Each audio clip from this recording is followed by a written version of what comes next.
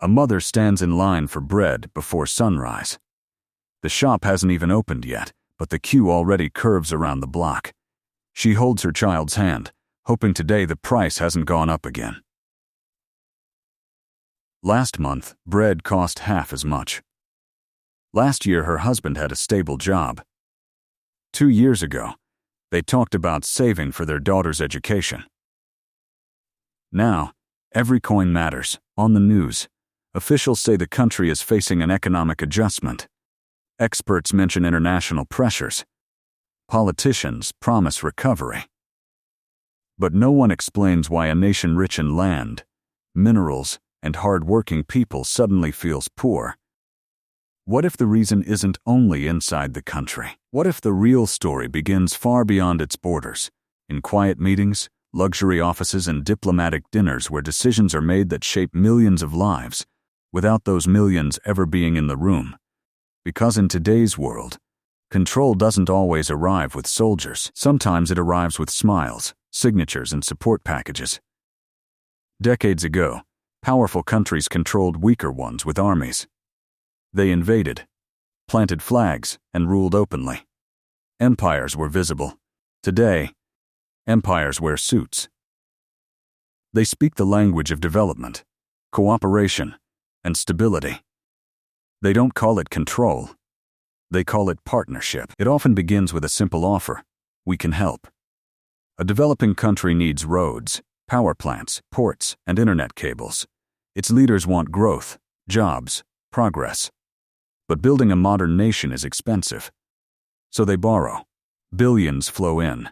Construction begins. Highways stretch across deserts. Bridges rise over rivers. Airports shine with glass and steel. Politicians cut ribbons while cameras flash. For a moment, hope feels real. But loans are not gifts. Repayment deadlines approach faster than economies grow. Global markets shift. Exports fall. Currency weakens. Suddenly, the numbers no longer work. That's when help turns into leverage. Behind closed doors, new conversations begin. Perhaps your country can support us in this international vote. Maybe our companies should receive priority access to your natural resources. We would like long-term operational control of this port. The agreements are legal. The signatures are voluntary. But the choices are limited. Refusing could mean financial collapse. Accepting means giving up a piece of control.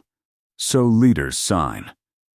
And ordinary people never see the moment their country's future tilts slightly outward. Control also travels through steel and concrete.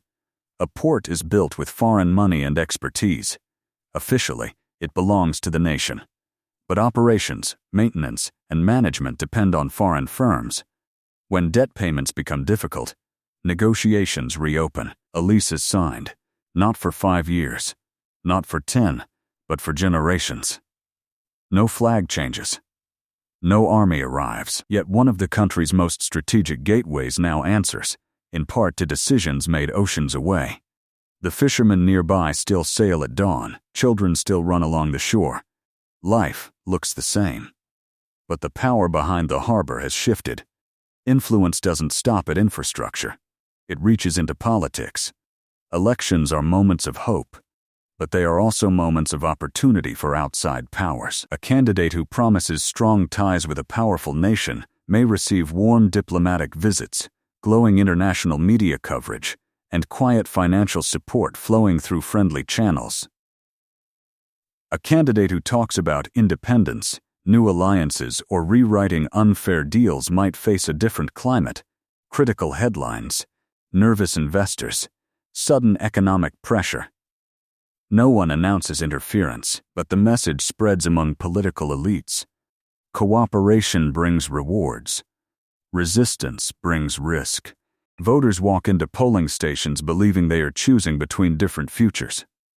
Often the range of acceptable futures has already been quietly narrowed. Then there is security, the most persuasive argument of all. A smaller nation facing real threats turns to a powerful ally for weapons, training, and intelligence. Military aid arrives. Advisors help reshape defense strategy. Joint exercises become routine. Dependence grows slowly. Spare parts for equipment come from abroad. Intelligence updates become essential. Strategic decisions begin to consider not only national interests, but also the preferences of the partner providing protection. If the smaller nation considers a move the powerful ally dislikes, perhaps a trade deal with a rival, support can cool. Deliveries slow. Cooperation becomes under review. The warning doesn't need to be spoken out loud. National security has become another thread in a web of influence, but control is not only built with money and weapons. It's built with stories. Television channels broadcast foreign perspectives. Social media trends are shaped by invisible networks. Scholarships send bright students abroad, where they learn not only technical skills but also political and economic ideas. Cultural centers, exchange programs, and global entertainment create familiarity and admiration. Over time, people in smaller nations begin to see one powerful country as a model, a protector, or a necessary partner. So when policies arise that align with that country's interests, they don't feel imposed. They feel reasonable, natural. Soft power doesn't force, it persuades. And persuasion can be more lasting than pressure. Corporations play their part too. Energy giants secure drilling rights. Mining companies gain access to rare minerals. Tech firms build digital networks that entire populations depend on. Investment brings jobs, yes, but it also brings influence over laws. Tax breaks are negotiated. Environmental protections are relaxed. Labor regulations are adjusted to keep foreign investors comfortable. Governments hesitate to push back. If they do, companies might leave. Markets could panic. Currencies might fall. So compromises multiply. And slowly, control over vital parts of the economy shifts beyond national borders. When cooperation fails, pressure sharpens. Sanctions can freeze a country out of global banking. Trade restrictions can choke key industries. Assets can be blocked overnight. These measures are described as targeted. But their effects ripple through society. Medicine becomes scarce. Food prices rise. Jobs vanish. Savings lose value. Leaders argue on the world stage. Ordinary families pay the price at the kitchen table. A shopkeeper doesn't understand international law. She only knows her shelves are emptier each week. For powerful nations, these strategies are discussed in calm language: stability, interests, balance, influence. For people living inside the pressured nation, it feels like uncertainty, stress, and survival. A father takes a second job and still can't keep up with rising costs. A graduate leaves her homeland because opportunities dried up. A nurse watches hospital supplies run out and wonders how it came to this. Geopolitics can look like a chessboard. But the pieces are human lives. Still, the story is not only about victimhood. Leaders of smaller nations often make these deals willingly. They want development fast. They want security guarantees. They want to stay in power. Aligning with a strong country can seem like the smartest move in a dangerous world, and sometimes it brings real progress. The problem begins when partnership turns into dependence, and dependence turns into quiet obedience, when saying no becomes too expensive. Some countries try to escape this trap by balancing multiple powerful partners instead of relying on just one. Some invest in local industries, strengthen institutions, and demand better terms. Some form regional alliances to negotiate from a position of collective strength. It's difficult. Pressure never disappears. But control is never absolute. And awareness changes everything. Back in the breadline, the mother finally reaches the counter.